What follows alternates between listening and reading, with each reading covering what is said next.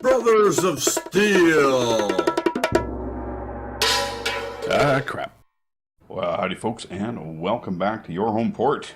Today we're looking over what to do to prep your boat for your first mission at sea in the new U-Boat game. We've got to collect our mission orders, stock the boat with necessary provisions and equipment, and assign crew to needed activities. Okay, so the first thing we're going to do is collect our mission orders from the Admiralty officer on the dock. We've got 3 missions we can choose from, and I'll choose the middle of the road difficulty for now. Standard patrol of a grid square in the North Atlantic. U-Boat is a very crew-oriented game, requiring you to get things done by assigning tasks to crew members. Right now, let's pick up Mr. Kohler, who is just playing a game of cards right now anyway with another crew member. Get up, Mr. Kohler. We got work to do, buddy. Now, before I head out on patrol, I like to make sure that the galley is well stocked. I like to eat, and I like variety, and you find that your digital crew also appreciate these things. Checking in the storeroom, we find that we have 2 types of food on board: exotic fruit and cheese. Well, that and a few crackers will make a nice snack, but it's not exactly ingredients that will make a dish to fill your belly and stick to your ribs. For that, we'll need to head to the warehouse to find more foodstuffs and also other needed equipment and supplies.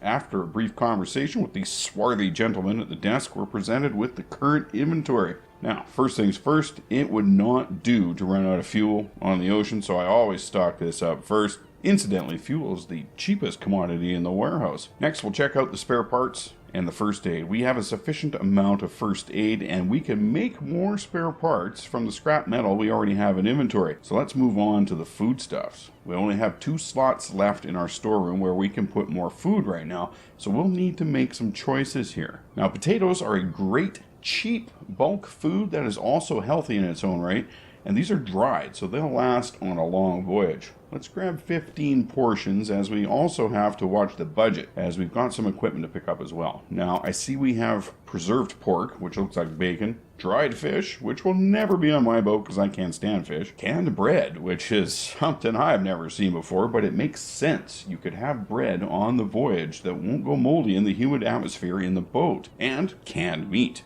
No mention of what kind, so we'll assume it's parts as parts style loaf. Blah, but you know, it is what it is.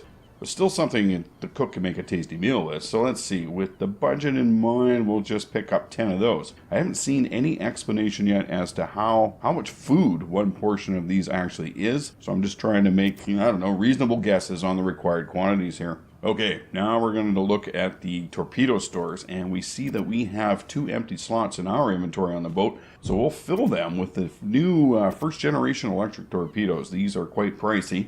That's why I was saving money earlier. Check the rear torpedo storage, and we see we're full there, so we'll move on to the equipment. Well, we are already reasonably well equipped, including a very expensive diving suit. If we do well on our mission, we'll have a much larger budget for equipping the boat next time, and I'll add the small arms for protection on those missions that require us to board ships. We have some ammunition choices, but our storage locker is full now, so the rounds on board will have to do. Alright, back to the boat. Now, while the crew's busy loading torpedoes and stowing our new supplies, we can explore the research component. We click on the Headquarters tab in the menu, and we are presented with a view of U-Boat Headquarters. We click on the white card on the left, and presented with a map with a few symbols on it.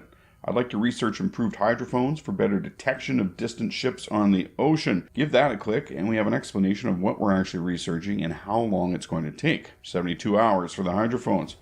But we have to assign a crew member with radio man qualifications who will leave the boat to get this research done. So, lucky for us, we have a spare radio man on board, so we'll assign him to this task. Now you'll see that there is a symbol on the right side of the screen that looks like a beaker. This will show a progress bar along the bottom as time goes on, and it'll announce to us when the research is complete. Okay.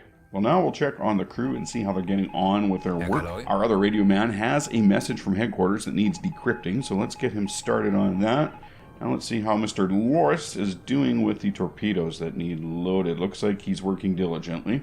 We could assign other crew members to help him speed things up, but we have other torpedoes loaded already. if we need them, and he can continue to work on these while we're underway. Let's check that our chief engineer has what he needs. He's currently managing the diesel engines. I think we'll assign a couple more crew to him as it reduces fuel consumption by 30%, which is important on a long voyage. First, let's look up here at the top of the screen and see the different types of resources we keep track of, such as battery charge, diesel fuel storage, air quality, and discipline levels of the crew. Once your discipline falls to 0, any crew member could crack and go haywire on you, so you want to keep your discipline levels up. And Mr. Newman has finished decoding our message from headquarters. Let's have a look. Under miscellaneous, we have a nice message encouraging us to have a fruitful patrol. Thank you very much. And we can also check our mission orders here. All right, well, let's use a little time compression here to get things done a bit faster so we in the real world don't have to sit around waiting so long, and then we'll move out. Well, folks, that's it for today's video. Stay tuned for more U-boat videos coming in the near future. If you like this video, please consider liking and subscribing. Heck, if you don't like the vid, hit the thumbs down and leave a comment as to why so improvements can be made. Thanks very much for stopping by and watching, folks. I will catch you next time.